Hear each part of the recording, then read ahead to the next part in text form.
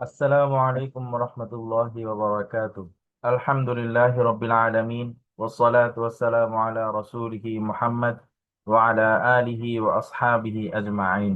আলহামদুলিল্লাহি রাব্বিল আলামিন আর রহমানির রহিম। আলহামদুলিল্লাহ, আল্লাহ তাআলার কাছে হাজারো কোটি শুকরিয়া জানাই যে আল্লাহ তাআলা আমাদেরকে একটি লম্বা একটি বন্ধের পর, ঈদুল আজহারের পর আমাদেরকে আবার একত্রিত হয়ে ক্লাসে উপস্থিত হওয়ার তৌফিক দান করেছেন। এর জন্য শুকরিয়া আদায় করি, আলহামদুলিল্লাহ। তো আমাদের ঈদের আগে জায়গায় আমরা ছিলাম, সেটি ছিল মুরাক্কাব। মুরাক্কাব এটা আমাদের সবারই জানা, আলহামদুলিল্লাহ, যেটা যুক্ত অক্ষর। তো যুক্ত অক্ষরের ক্ষেত্রে দুটি নকশা থাকে। তো দুটি নকশার মধ্যে আমরা প্রথম নকশাটিতে আছি, এবং ঈদের আগে আমরা নকশার দুইটি স্ট্রাকচার নিয়ে আমরা পড়েছিলাম। সেটি হচ্ছে, প্রথম হচ্ছিল আমরা এক দাঁত নিয়ে পড়েছিলাম, আলহামদুলিল্লাহ। সকলে খুব সুন্দর করে আমাকে শুনিয়েছেন, খুব ভালো লেগেছে। তারপর আমরা শিখেছিলাম গোল দাঁত, প্র্যাকটিস করব গোল মাথা নিয়ে। তো প্রথম এক দাঁত থেকে আমাদের পাঁচটি হরফ বের হয়। সেটি হচ্ছিল বা, তা, তা, নুন, ইয়া।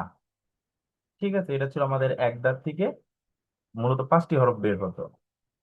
তারপর আমরা বার, মানে এই এক দাঁত থেকে যে পাঁচটি হরফ বের হয়, সেই পাঁচটি হরফের শুরু, মধ্য, শেষ এটি পড়েছিলাম।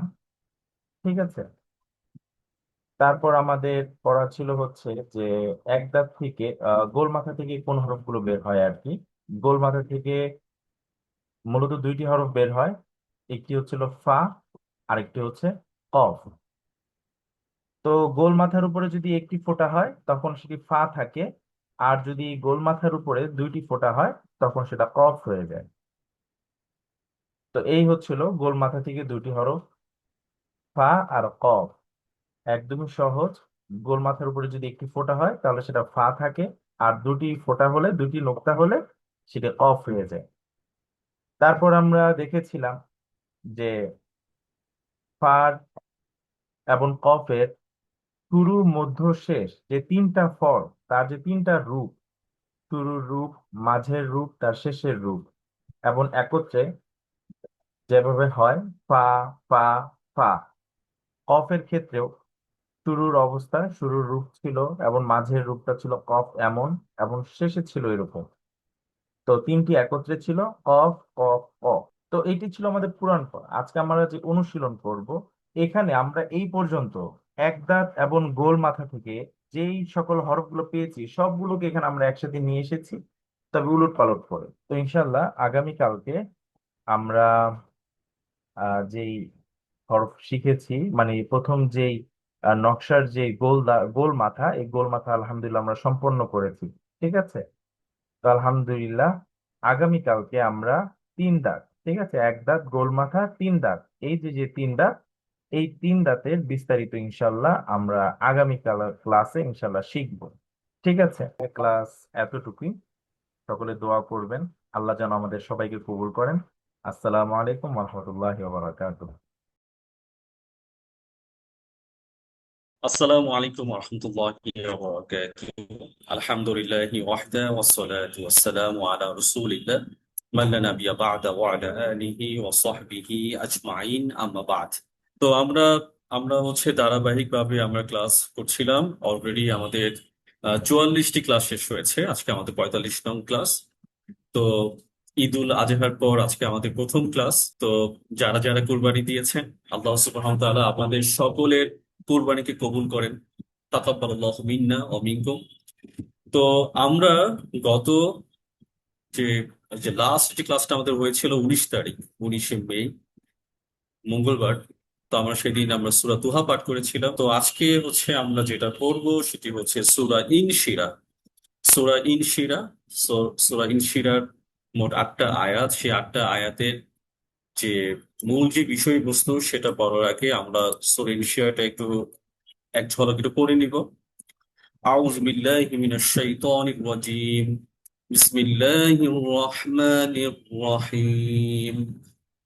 আলাম নাশরাহ লাকা সাদরাক ওয়া ওয়াদা'না আনকা ইসরাক الذي أنقض ظهرك ورفعنا لك ذكرك فإن مع العسر يسرا إن مع العسر يسرا فإذا فرغت فانصب وإلى ربك فارغب। তো সূরা ইনশিরাতে যে বিষয়টি নিয়ে আলোচনা করা হয়েছে, আল্লাহ সুবহানাহু ওয়া তাআলা আমাদেরকে জন্মের পর থেকে বিভিন্ন সময় বিভিন্ন ভাবে আমাদেরকে তিনি নিয়ামত দান করেছেন। এবং তোর মধ্যে সবচেয়ে বড় যে নিয়ামতটা হচ্ছে যে আমরা যে আল্লাহ সুবহানাহু ওয়া তাআলাকে বিশ্বাস করি, আল্লাহ সুবহানাহু ওয়া তাআলাকে আমরা তার উপর যেমন ঈমান এনেছি, আমরা যে মুসলিম হতে পেরেছি, মুসলিম হওয়ার যে আমাদের যে আবেদন, যে চেষ্টা করতে পারছি, সবকিছু মিলিয়ে আল্লাহ সুবহানাহু ওয়া তাআলা কাজগুলো আমাদের জন্য সহজ করে দিয়েছে। আল্লাহ সুবহানাহু ওয়া তাআলা তিনি আমাদের পক্ষকে তিনি আমাদের প্রশস্ত করে দিয়েছেন, খুলে দিয়েছেন। এবং দুনিয়াতে আমাদের অনেক চাপ থাকে, কাজের চাপ থাকে। এই কাজের চাপগুলোকে আল্লাহ সুবহানাহু ওয়া তাআলা তিনি আমাদেরকে হালকা করে দেন। এবং মাঝে মাঝে এমন সময় দিয়ে যাই আমরা, এত মানে আর্থিক অবস্থা হোক, আর্থিক রোশানল হোক, বা মানসিক এমন চাপের ভেতর দিয়ে যাই যে মনে হয় যেন আমি আমার পিঠকে দাঁড় করাতে পারছি না, সোজা করে দাঁড় করাতে পারছি না। আল্লাহ সুবহানাহু ওয়া তাআলা আমাদের পিঠ থেকে এই সকল বোঝাগুলোকে নামিয়ে দেন। এবং আল্লাহ সুবহানাহু ওয়া তাআলা তিনি কি করেন না, আমাদের যে অপরাধগুলো, আমাদের যে গুনাহ, আমাদের যে খারাপ কর্মগুলো কখনো সামনে তিনি প্রকাশ করেন না। এবং তিনি আমাদেরকে সম্মানিত করেন। কেউ না কেউ আমাকে সম্মান করে, কেউ না কেউ আমাকে ভালোবাসে। এই যে আল্লাহ সুবহানাহু ওয়া তাআলা যে আমাদেরকে সম্মান বাড়িয়ে দিয়েছেন, সম্মান দিয়েছেন, এই সম্মানটা হচ্ছে আল্লাহ সুবহানাহু ওয়া তাআলার পক্ষ থেকে আসে। এটাই হচ্ছে ওর নিয়ামত। দুনিয়ার আহ সময় আমাদের এক সময় মানে সব সময় ভালো সময় যাবে না। দুনিয়াতে আমাদের ভালো থাকবে, খারাপ থাকবে, কষ্ট থাকবে, আনন্দও থাকবে। ওয়ালাকাদ খলাকনাল ইনসানা ফি কাবাদ, নিশ্চয়ই মানুষকে সৃষ্টি করা হয়েছে দুঃখ, কষ্ট, ক্লেশের ভেতর দিয়ে। তো এই কোনো না কোনো পীড়া, আবার কোনো না কোনো বেদনা, কোনো না কোনো কষ্ট, এটা আল্লাহ সুবহানাহু ওয়া তাআলা, এটা তার সৃষ্টি। এই সৃষ্টির মধ্য দিয়ে আমরা যাবই, সেটার কোনো ব্যত্যয় ঘটবে না। কিন্তু আল্লাহ সুবহানাহু ওয়া তাআলা তিনি জানান দিচ্ছেন যে এই সকল কষ্ট সব সময়, এটা এক সময় থাকে না, সারা জীবন থাকে না। এবং এই কষ্টের ভেতর থেকে কি রয়েছে, সহজতা রয়েছে। সহজ কাজগুলো সহজ হয়ে যায়, আল্লাহ সুবহানাহু ওয়া তাআলা সহজ করার বিভিন্ন মাধ্যমগুলো তিনি খুলে দেন।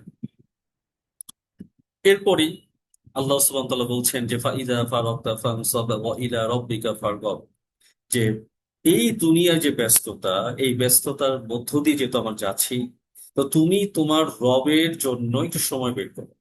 অর্থাৎ যখনই তুমি একটু অবসর পেয়ে যাও, যখনই তুমি তোমার কাজ থেকে নিজেকে একটু আলাদা করে ফেলো, তখনই তুমি তোমার রবের দিকে তুমি এগিয়ে যাও। এবং শুধু এগিয়ে যাওয়াই না, সেখানে পরিশ্রম করা, রবকে, প্রতিপালকের সন্তুষ্টির উদ্দেশ্যে তার জন্য পরিশ্রম করা। এবং ওয়াইলা রব্বিকা ফারগাব, শুধু পরিশ্রম করলেই হবে না, সেখানে আমাকে আত্মমনোনিবেশ করতে হবে খুবই মনোযোগের সাথে। এই হচ্ছে সূরা ইনশিরার আপনার হচ্ছে দ্য জিস্ট, যেটা আপনার সামনে সংক্ষেপে আলোচনা করলাম। আমরা এখন চলে যাব শব্দে শব্দ। আউযু বিল্লাহি মিনাশ শাইতানির রাজিম। আলাম, আলাম শব্দটিকে যদি আমরা ভেঙে ফেলি, আলিফ জবর আ, লাম জবর লাম, আলাম। আ মানে কি, লাম জবর না। এই আলাম নাশরাহ লাকা সদরা, পুরো বাক্যতে চারটা এই পুরো বাক্যে চারটা শব্দ আছে। চারটা শব্দ আমাদের কাছে আহ পুরাতন শব্দ, এটা নতুন কোনো শব্দ নাই। তো আলাম মানে কি না, নাশরাহ, নাশরাহ মানে হচ্ছিল প্রশস্ত করা। নাশরাহ, আমি প্রশস্ত করে দিয়েছি, বা আমরা প্রশস্ত করে দিয়েছি। যেহেতু নুন জবর না আসে, তার মানে হলো আমরা। আমরা জানি, আমরা শব্দটি আল্লাহ সুবহানাহু ওয়া তাআলা যখন ব্যবহার করেন তখন সেটা হচ্ছে রয়্যাল প্রোনাউন হিসেবে সেটা আসে। আল্লাহ সুবহানাহু ওয়া তাআলার সম্মানার্থে এটা ব্যবহার করা হয়। মূলত এটা কে প্রশস্ত করেছে? আল্লাহ সুবহানাহু ওয়া তাআলা। তা আলাম নাশরাহ, আমি কি করিনি, কি করিনি, নাশরাহ প্রশস্ত করিনি, লাকা কার জন্য, আপনার জন্য, সদরক আপনার বক্ষ, আপনার বুক, আপনার বক্ষকে, আপনার বুককে আমি কি প্রশস্ত করে দেইনি? তো সদরক এবং কলবের মধ্যে পার্থক্য কি? সদরক হচ্ছে আপনার এই যে আমাদের আউটার, এই যে আমাদের বাহিরের যে অংশটা, এটা সদরক। এবং আমাদের যে ইনার যেটা, সেটাকে বলা হয় কলব। তো তারপর কি বলা হচ্ছে অওয়াদানা আনকা ইসরাক। অওয়াদানা, তো এই অওয়াদানা শব্দটাকে যদি ভেঙে ফেলি আমরা, ওয়াও জবর ওয়া, ওয়াদা, তারপর হচ্ছে নুন আলিফ জবর না। তো ওয়া মানে কি এবং, এবং অদা মানে হচ্ছিল আমরা নামিয়ে, মানে নামিয়ে দিয়েছি, না নুন আলিফ জবর না, আমরা আমরা নামিয়ে দিয়েছি। আনকা আপনার কাছ থেকে, তা আপনার কাছ থেকে আমরা নামিয়ে দিয়েছি, বা আপনার কাছ থেকে আমি নামিয়ে দিয়েছি। কে নামিয়েছে? আল্লাহ সুবহানাহু ওয়া তাআলা। নামিয়ে দেওয়া, কমিয়ে দেওয়া, কমিয়ে দিয়েছি বা নামিয়ে দিয়েছি। ইউসরক, আপনার দায়িত্বের ভার, আপনার দায়িত্বের ভারকে আমি নামিয়ে দিয়েছি। তাহলে এই বাক্যে আমাদের হচ্ছে দুটো হচ্ছে নতুন শব্দ, একটা ইউসরাক, আরেকটা হচ্ছে অওয়াদানা। তো আমরা এখন এই দুটো শব্দের একটু পোস্টমর্টেম করবো। অওয়াদানা, তো এই অওয়াদানা শব্দটিকে ভেঙে ফেলে তো আমরা পাচ্ছি ও মানে এবং অথবা আর, অদ, অদ মানে হচ্ছে কি, এই আরবিতে অদটি হচ্ছে নিজেই হচ্ছে রুট ওয়ার্ড, যার অর্থ কোনো কিছু রাখা, স্থাপন করা, নামিয়ে দেওয়া। তো কোথাও কোনো কিছু স্থাপন করা, কোথাও কোনো কিছু কোনো কিছু নামিয়ে দেওয়াকে আরবিতে বলা হয় ওয়াদা, বা কোনো কিছু রাখাকেও অদা বলা হয়। এই আমি হাতের উপর হাত রাখলাম, এটাকে হচ্ছে অদা। তাহলে অদা, তো আমি নামিয়ে দিয়েছি, নুন আলিফ জবর না, আমরা, আমরা মানে কি আমি, তাহলে আমি নামিয়ে দিয়েছি, আমি নামিয়ে দিয়েছি ইউসরক, ইউসরক। তাহলে আরবি এই ওয়াও জের ভি, ইউ মানে এবং বা আর, আর এই যে ইউসরক, এই যে শব্দটি ইউজরুন থেকে এসে, ইউজরুন মানে হচ্ছে ভার বহন করা, ভার বহন করা। অর্থাৎ আমরা যখন মাথায় কোনো একটা বস্তা মাথায় নেই, বা যদি আমি মাথায় কোনো কিছু বহন করি, এটাকে আরবিতে বলা হয় ইউজরুন। তা পরোক্ষভাবে হচ্ছে হলো যখন কোনো একটা দায়িত্ব, এই যে এই দায়িত্বটা আপনাকে দেওয়া হয়েছে, যেখানে মেন্টাল পেইন কাজ করে। তো আরবের লোকেরা মাথায় কোনো কিছু বহন করাকে ওরা হচ্ছে ইউজরুন বলা, ওনারা বলতেন। এবং কোনো কিছু পিঠে বহন করে তারা একটা হামালতার ব্যবহার করতেন। তাহলে ইউজরুল মানে হচ্ছে মাথায় কোনো কিছু বহন করা। তাহলে ইউজরুল এখানে শব্দটা কি বোঝানো হয়েছে? আপনার মেন্টাল প্রেশার, মাথায় কোনো একটা চাপ, আপনি এমন একটা সময়ের মধ্য দিয়ে যাচ্ছেন যেখানে আপনার মেন্টালি প্রচুর পরিশ্রম বা মেন্টালি চাপের মধ্য দিয়ে আপনি যাচ্ছেন। তাহলে তাহলে এখানে এখানে এই যে ভিজর, এই মেন্টাল চাপটা বলতে কোনটা বোঝানো হয়েছে? দায়িত্বের ভার। আল্লাহ সুবহানাহু ওয়া তাআলা মুহাম্মদ রাসূলুল্লাহ সাল্লাল্লাহু আলাইহি সাল্লামকে পবিত্র কোরআনটাকে সমগ্র মানুষের কাছে পৌঁছানোর জন্য যে দায়িত্বটা তাকে দেওয়া হয়েছিল, এই দায়িত্বের কারণে তিনি তার নিজের কাছে প্রচন্ড রকমের চাপ অনুভব করতেন। একইভাবে আমরা আমাদের দুনিয়াতে, আপনি যেখানে জব করেন, যেখানে কাজ করেন, আপনি সেখানে একটি দায়িত্বে থাকেন। সেই দায়িত্ব পালন করতে গিয়েও কিন্তু ওই দেখা যাচ্ছে কি আপনি কিন্তু সময়ের সাথে মাঝে মাঝে পারেন না। তো এটা কিন্তু এক ধরনের মানে দায়িত্বের ভার, চাপ। যদি যদি একটা কোম্পানিকে আপনার উপরে চাপিয়ে দেওয়া হয়, আপনি কোম্পানির সিইও, আপনি এটাকে পরিচালনা করবেন, তখন আপনি আপনার একটা দায়িত্ব মাথায় নেওয়ার মাধ্যমে কি হয়ে গেল, মেন্টালি আপনি প্রেশার, আপনি আপনি আপনি এটা ব্রেনে নিচ্ছেন। তাহলে ইসরু মানে ভার বহন করা। আর কাবজবর মানে হচ্ছে কা, আপনি বা তুমি মিনিং করে। তাহলে আপনার দায়িত্বের ভার, ইজরক, আপনার দায়িত্বের ভার। তাহলে ওয়াদানা আনকা ইজরক, তাহলে আমি নামিয়ে দিয়েছি আনকা, আপনার থেকে, ইজরক মানে আপনার দায়িত্বের ভারকে কি করেছি? নামিয়ে দিয়েছি। আল্লাযী আনকাদা যহরাক, আল্লাযী, আল্লাযী মানে হচ্ছে যে বা যিনি বা যা। আল্লাযী, যে, যিনি বা যা। আল্লাযী শব্দটি এক বচন, আর আল্লাযীনা এইটা হচ্ছে বহু বচন। তাহলে আল্লাযী মানে যে, যিনি বা যা। আনকাদ, আনকাদ অর্থ হচ্ছে ভেঙ্গে দিয়েছে, বা অত্যন্ত ভারী করে দিয়েছে, বা কষ্ট দিয়েছে। তাহলে ভেঙ্গে দেওয়া, অত্যন্ত ভারী করে দেওয়া, বা কষ্ট দেওয়া, এটাকে আরবিতে বলা হয় আনকাদ। জহরক, তো জহরক মানে কি? আপনার পিঠ, আপনার পৃষ্ঠ, আপনার পেছনে এমন বোঝা যে আপনাকে অত্যন্ত, মানে আপনাকে কাত করে দিচ্ছে, আপনাকে, আপনি সোজা হয়ে দাঁড়াতে পারছেন না, আপনাকে প্রচন্ড রকম কষ্ট দিচ্ছে। আল্লাজি আনকাদা যহরাক, অর্থাৎ আল্লাজি, যেটি বা যা অত্যন্ত ভারী করে দিয়েছে আপনার পিঠকে। এখানে পিঠ বলতে কি? এই কাজের চাপকে আমি যে বহন করছি, আমার কাঁধে যে বহন করছি, আমার পিঠে যে বহন করছি, সেটাকে বোঝানো হয়েছে। তাহলে আং কদ শব্দ অর্থ হচ্ছে ভেঙে দেওয়া, অত্যন্ত ভারী করে দেওয়া, কষ্ট দেওয়া। আরবিতে নাকাদুন মানে হচ্ছে হলো এমন কিছু যা চাপ সৃষ্টি করে, প্রেশার তৈরি করে, এবং সেই প্রেশারের মাধ্যমে সে কষ্ট পায়, সে মেন্টালি সে আঘাত পায়। এইটা হচ্ছে নাকাদা। তো রাসূল সাল্লাল্লাহু আলাইহি সাল্লাম যখন তিনি মানুষের কাছে দ্বীনের বাণী যখন পৌঁছানো শুরু করলেন, সবাই তো এই বাণী গ্রহণ করেনি, সবাই তো এটাকে একসেপ্ট করেনি। তো তার প্রায়শই তার মন খারাপ থাকতো। তো তখন কোন আয়াত নাজিল হয়, ইন্নাল্লাযীনা কাফারু সাওয়াউন আলাইহিম আ'আনযারতাহুম আম লাম তুনযিরহুম লা ইউমিনুন। নিশ্চয়ই যারা কুফরি করেছে তাদের জন্য সমান কথা, আপনি এদেরকে ভয় দেখান।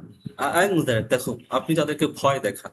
আম লাম তুনযিরহুম, তাদেরকে যদি আপনি ভয় না দেখান, লা ইউমিনুন, তারা কখনো ঈমান আনবে না।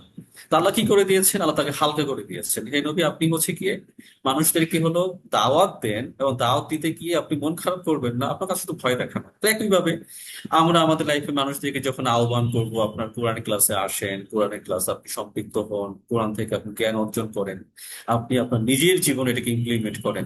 তো অনেক মানুষ এটা শুনতে চাইবে না। কেন শুনতে চাইবে না? কারণ যখনই তারা কোরআন কোরআন থেকে যখন তারা কিছু নিতে চাইবে, তখনই এই যে উপদেশগুলো, এই যে নাসিহা গুলো, এই যে ওয়াজ গুলো, তখন তার নিতে ভালো লাগে না। হ্যাঁ, এই কারণে তারা কোরআনের ক্লাস তারা শুনতে তার ইচ্ছে করে না, কোরআন বই পড়তে ইচ্ছে করে না।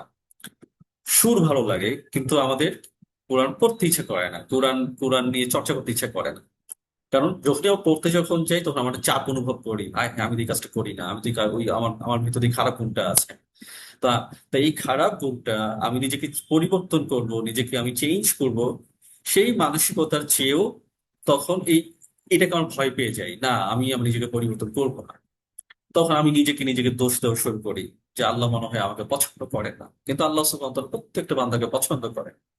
তো আমি যখন আল্লাহর দিকে যখন আসবো, আল্লাহ সুবহানাহু ওয়া তাআলা এই কাজগুলোকে সহজ করে দিবেন আমার জন্য। এই চাপ, মেন্টালি যে চাপ, আরবি বুঝি না, এই কথাগুলো তখন থাকবে না। আল্লাহ এটা আপনার জন্য সহজ করে দিবেন, এই চাপকে আল্লাহ নামিয়ে দিবেন। আং কদ, অত্যন্ত ভারী করে দিয়েছে। আল্লাজি, যা আং কদ, যা চাপ সৃষ্টি করে দিয়েছে, যা অত্যন্ত ভারী করে দিয়েছে, এই চাপের কারণে আপনি কষ্ট পাচ্ছেন। জহরক, তাহলে জহরক অর্থ কি? জহরক মানে হচ্ছে হলো এই জহরুন থেকে আসে। এই জহরা শব্দটি জহরুন, এটি হচ্ছে মাসদার রুট ওয়ার্ড, যার অর্থ পিঠ। এই পিঠ অথবা ভার বহনের স্থান। যদি মানে সাধারণত কোনো কিছু বোঝা যেটাকে পিঠে যেটা বহন করা হয়, তখন এটাকে বলা হয় জহরুন। আর মাথায় যখন বহন করা হয়, এটাকে বলা হয় ইউজরুন। তাহলে একই সাথে দেখেন, একই সাথে মেন্টাল, একই সাথে হচ্ছে পিঠ। তার পিঠের বলার সাথে সাথে কি আসলো?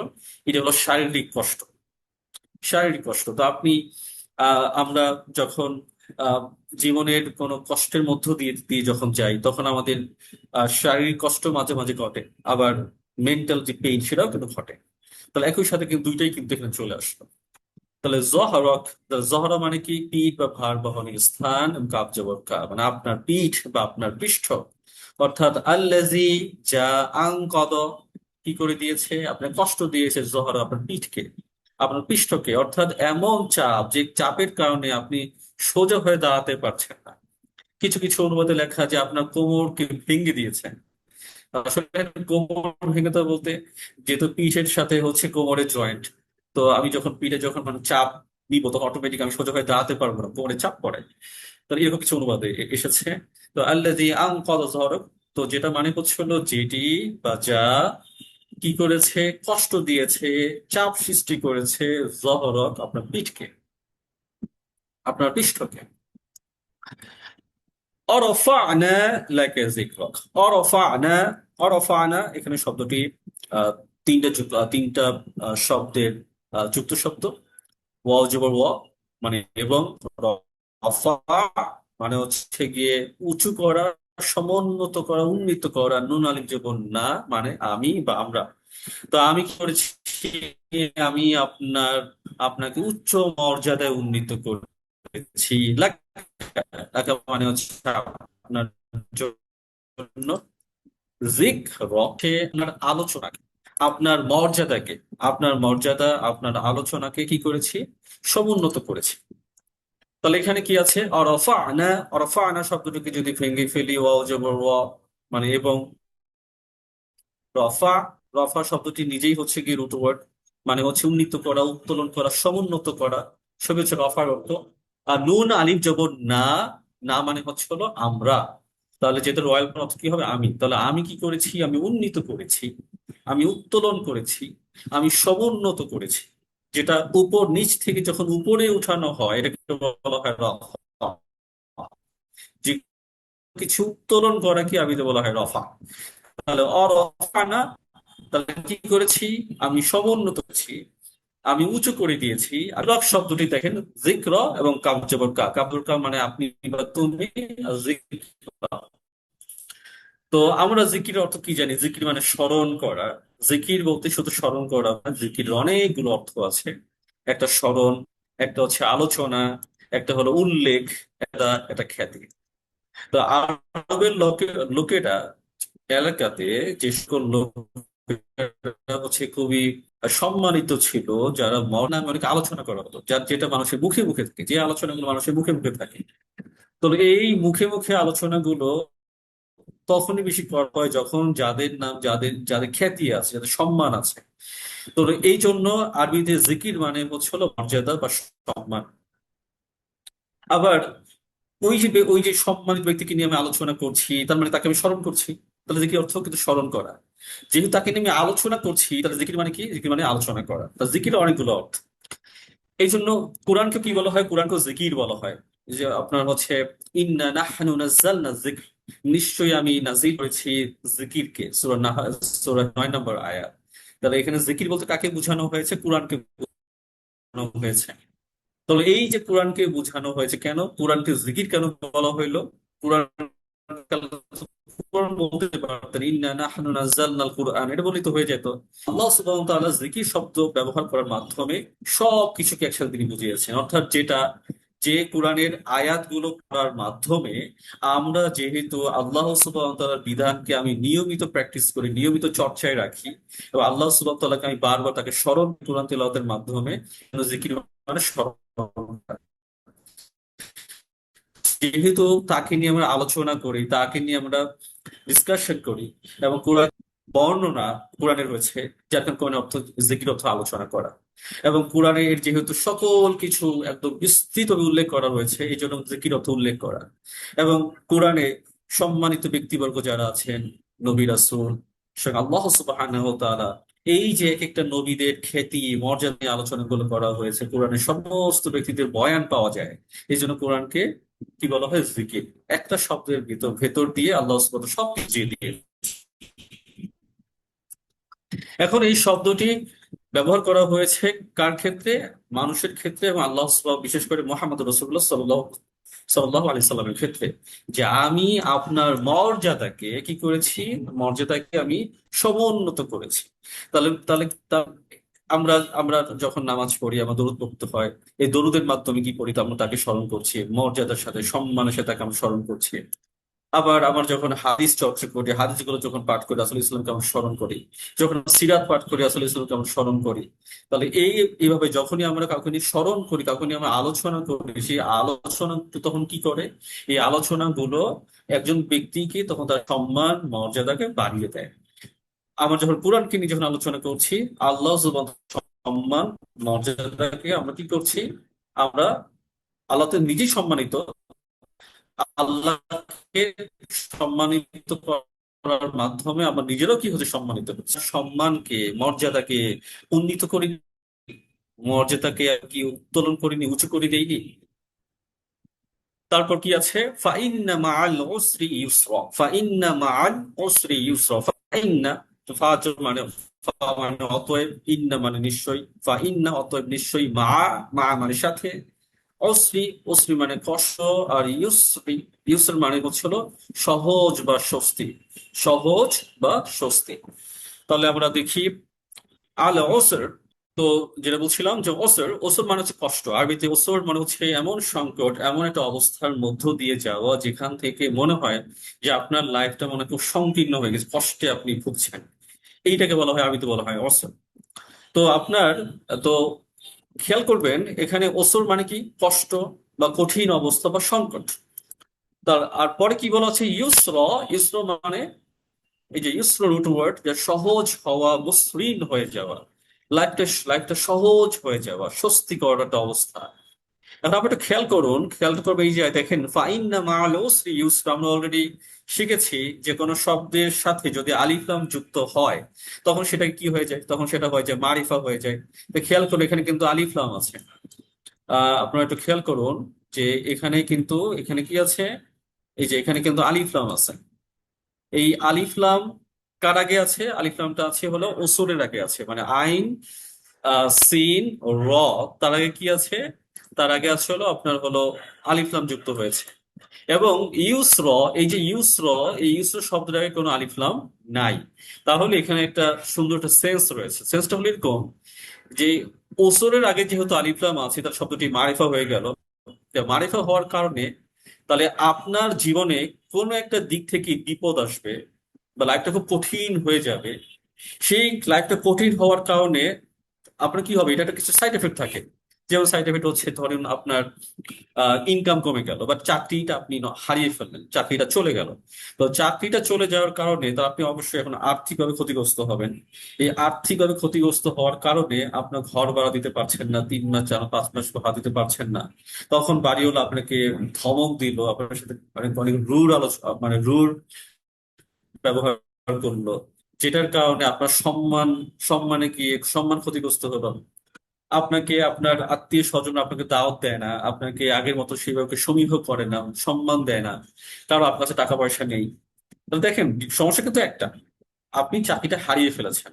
তাহলে একটা ঘটনার কারণে অনেকগুলো সাইড এফেক্ট কিন্তু হয়েছে। তো তো মূল জিনিস কিন্তু একটাই, যে যদি আপনি ভালো একটা চাকরি পেয়ে যান তাহলে কিন্তু সকল সমস্যাগুলো কেটে যাবে। তাহলে মানুষের জীবনে কোনো একটা বিপদ আসে, বিপদ কিন্তু হয় একটা, ওই একটা বিপদের কারণে সেটার কিছু আরো কিছু ঘটনা বা আরো কিছু সাইড এফেক্ট তৈরি হয়। তো তাহলে তাহলে এই যে ওসর মানে কি, তাহলে ওসরের শব্দ আগে যেহেতু আলিফলাম এসেছে, তার মানে হইলো আপনার লাইফের জীবনে বা বিপদ, আপনার জীবনে বিপদ আসবে একদিক থেকে। তা একদিক থেকে যখন বিপদটা আসবে, ইউসর, খেয়াল করুন এখানে ইউসরর আগে কিন্তু আলিফলাম নেই, তার মানে কি আপনার জীবনে সেই লাইফটাকে সহজ হওয়ার কারণে বা মসৃণ হওয়ার কারণ হিসেবে আল্লাহ সুবহানাহু ওয়া তাআলা আপনার জীবনে অনেকগুলো পথ খুলে দিবেন। মানে একটা মতো পথ না, আপনাকে অনেকগুলো পথ খুলে দিবেন। তো ধরুন আপনি হচ্ছে চাকরিটা আপনি হারিয়ে ফেলেছেন, হতে পারে আপনি ব্যবসা করবেন, হতে পারে আপনি বিদেশ চলে যাবেন, হতে পারে আপনাকে কোনো একটা ভালো একটা কাজের সুসংবাদ দিবে এমন একটা কাজ, অথবা আপনি কয়েকটা সেক্টর থেকে আপনি ইনকাম করবেন। তাই এরকম ভাবে আপনার লাইফে কোনো একটা যদি একটা বিপদ আসে, ওই বিপদকে সরানোর জন্য আল্লাহ সুবহানাহু ওয়া তাআলা আরো চতুর্দিক থেকে আপনার লাইফটাকে সহজ করার জন্য কিছু পথ খুলে দিবেন। এই জন্য হচ্ছে ইউসরা, ফাইন্না মাআল উসরি ইউসরা, যে নিশ্চয়ই কষ্টের সাথে কি রয়েছে, সহজতা রয়েছে। এই সহজ হওয়া, এইটা একটা মাধ্যম থেকে না, বিভিন্ন মাধ্যম থেকে আপনার লাইফে সহজ হওয়ার পসিবিলিটি থাকতে পারে। এরপর আল্লাহ সুবহানাহু ওয়া তাআলা এই কথাটাকে আবার বলছেন। তো আল্লাহ সুবহানাহু ওয়া তাআলা যখন কোনো কথাকে তিনি রিপিট করেন, তার মানে হচ্ছে কথাটা খুবই গুরুত্বপূর্ণ, খুবই এমফেসাইজড একটা স্পিচ। দ্যাটস ওয়াই আল্লাহ সুবহানাহু ওয়া তাআলা সেই কথাকে তিনি রিপিট করেছেন, পুনরাবৃত্তি করেছেন। ইন্না মাআল উসরি ইউসরা, নিশ্চয়ই মা সাথে, আল উসরি কষ্টের, ইউসরা অত কষ্টের সাথে কি রয়েছে, স্বস্তি বা সহজতা রয়েছে। ফাইজা ফারাগতা ফানসব, ফাইজা অতএব যখন, ফারাগতা তুমি অবসর পাবে, ফারাগতা তুমি অবসর পাবে, ফানসব তাহলে তুমি কি করো, তুমি কঠোর পরিশ্রম করো, তুমি কঠোর পরিশ্রমে তুমি লেগে যাও। তাহলে এখানে হচ্ছে আমাদের দুটো শব্দ, একটা হচ্ছে ফারাগতা, তার ফারাগতা মানে হচ্ছে তুমি অবসর পাবে, তার ফারাগতা মানে কি অবসর হওয়া। তাহলে আরবি শব্দটি ফারাগুন থেকে এসেছে, ফারাগুন মানে অবসর হওয়া। তো অবসর কখন বলি, যখন একটা মানুষ ব্যস্ত আছে কোনো কাজে, নিজেকে এঙ্গেজ রেখেছে, তো সেই এঙ্গেজ হওয়া থেকে যখন সে নিজেকে মুক্ত করে ফেলে তখন সেটা কি বলা হয়, অবসর। তাহলে ফারাক, যখন তুমি অবসর পাবে তাহলে কি করবো, ফাংসব, ফাংসব মানে হচ্ছে পরিশ্রম করো, কঠোর পরিশ্রম করো। তা ফা মানে অতএব বা সুতরাং বা তখন, নাসব মানে পরিশ্রম করা। তো আরবিতে নাসাব বলা হতো সেটাকে এমন পরিশ্রম যে পরিশ্রমে কষ্ট আছে, যে পরিশ্রমে আপনি, এটা আরাম না, এটার পিছনে এই পরিশ্রমটা শারীরিক হইতে পারে বা মানসিক হইতে পারে, এখানে পরিশ্রম আছে। তাহলে আল্লাহ কি বলছেন, আল্লাহ বলছেন এটা যে ফাইজা ফারাগতা ফানসব, ইজা ফারাগতা ফানসব, ব্যস্ততা থেকে মুক্ত করে ফেলি। ফানসব, আমি যেন কি করি, পরিশ্রম করি। আমি যেন পরিশ্রম করি। তো ফাইজা, অতএব যখনই, ফারাগতা, তুমি কি পাবে, তুমি অবসর হবে, ফানসব, তখনই তুমি কি করো, পরিশ্রমে লেগে যাও। আমি যে পরিশ্রমটা করব, কিসের জন্য পরিশ্রম করব, কোথায় পরিশ্রম করব? ইলা রব্বিকা ফারগব, ইলা, এবং দিকে, কার দিকেই, রব্বিকা, তোমার রবের, আপনার রবের, ফারগব, মনোনিবেশ। তাহলে একটি শব্দ ছিল নতুন, সেটা হচ্ছে ফারগব। আরবিতে রব হচ্ছে মনোযোগী হওয়া, অত্যন্ত আগ্রহী হওয়া। অর্থাৎ যে কাজ, রগবা, তা রগবান এরকম না যে আপনার জোর করে করা হচ্ছে। এই যে আপনারা যারা এখানে কোরআন ক্লাস, কোরআনে যারা এখানে আপনারা পার্টিসিপেট পার্টিসিপেট হিসেবে আপনারা যারা এসেছেন, আপনারা আপনারা কিন্তু আপনাদেরকে কিন্তু এখানে জোর করে কেউ কিন্তু আনেনি। ইভেন আপনাদেরকে কাউকে জোর করে এখানে আনা পসিবলও না। আপনাদের নিজেদের ইচ্ছায়, স্বেচ্ছায় আপনারা এখানে আমাদের ক্লাসে আপনারা অংশগ্রহণ করেছেন। তাহলে এই যে তার তার মানে বোঝা যায় যে আপনাদের এখানে আগ্রহ আছে, আপনাদের এখানে মনোযোগটা আছে, আপনাদের এটার পেছনে, কোরআনের পেছনে ইন্টারেস্ট আছে। এবং আপনারা কিন্তু খুব মনোযোগ সহকারে আপনারা এই আলোচনাগুলো শুনেন, আপনারা হোমওয়ার্ক করেন। তাহলে আপনি যে ইলা রব্বিকা ফারগব, এবং এই কাজ থেকে, ব্যস্ততা মধ্য দিয়ে যখন আমি নিজেকে অবসর করলাম, আমি এখন কি করব? আমি আমার রবের দিকে মনোনিবেশ করব, অত্যন্ত মনোযোগের সাথে, অত্যন্ত আগ্রহের সাথে। কার দিকে? আল্লাহর দিকে। তাহলে আমরা যখন কোরআন চর্চা করি, কোরআন অধ্যয়ন করি, এবং কোরআন অনুযায়ী যখন আমি আমার লাইফে যখন এটা অ্যাপ্লাই করি, তখন হচ্ছে হলো আমি আমার এই আল্লাহ সুবহানাহু ওয়া তাআলার বিধান, সেই আদেশটাকে আমি আমার জীবনে কি করলাম, অ্যাপ্লাই করলাম। এই অ্যাপ্লাই করার কষ্টে অনেক অনেক পরিশ্রম হয়, যার কারণে ফাংশন শব্দ ব্যবহার করা হয়েছে। এখানে আপনার মেন্টাল পরিশ্রম হবে, একই সাথে আবার শারীরিক পরিশ্রমটাও হবে। আপনি কোরআন চর্চা করছেন, সারাদিন পরিশ্রম করে রাত্রিবেলা আপনার আপনার ক্লাস করেন। এই ক্লাসে আপনাদের মানে অনেক সময় ধৈর্যের বিচ্যুতি ঘটে, কিন্তু তাও আপনার ক্লাসে আপনারা অ্যাটেন্ড করেন, থাকেন। তো এখানে হচ্ছে আপনার সেই ধৈর্য, শারীরিক, মানসিক যে আপনার এই সময়টা দিচ্ছেন, এটা হচ্ছে আল্লাহর দিকে সময় দেওয়া, আল্লাহর জন্য সময় দেওয়া। এই সময় দেওয়ার মাধ্যমে আমি সূরা ইনশিরার 4 ও 5 নম্বর আয়াত আমি আমার নিজের জীবন কি করে ফেললাম, অ্যাপ্লাই করে ফেললাম। আলহামদুলিল্লাহ। তো এই হচ্ছে আজকে আমাদের হলো পড়া, আমি ইনসাইড আরবিক, এটা আমার আগামীকাল পড়বো ইনশাআল্লাহ। তো আজকে আমার আলোচনা এই পর্যন্তই থাকলো। সুবহানাকাল্লাহুম্মা বিহামদিকা, আশহাদু আল্লা ইলাহা ইল্লা আনতা, আস্তাগফিরুকা ওয়া আতুবু ইলাইক। আসসালামু আলাইকুম ওয়া রাহমাতুল্লাহি ওয়া বারাকাতুহু।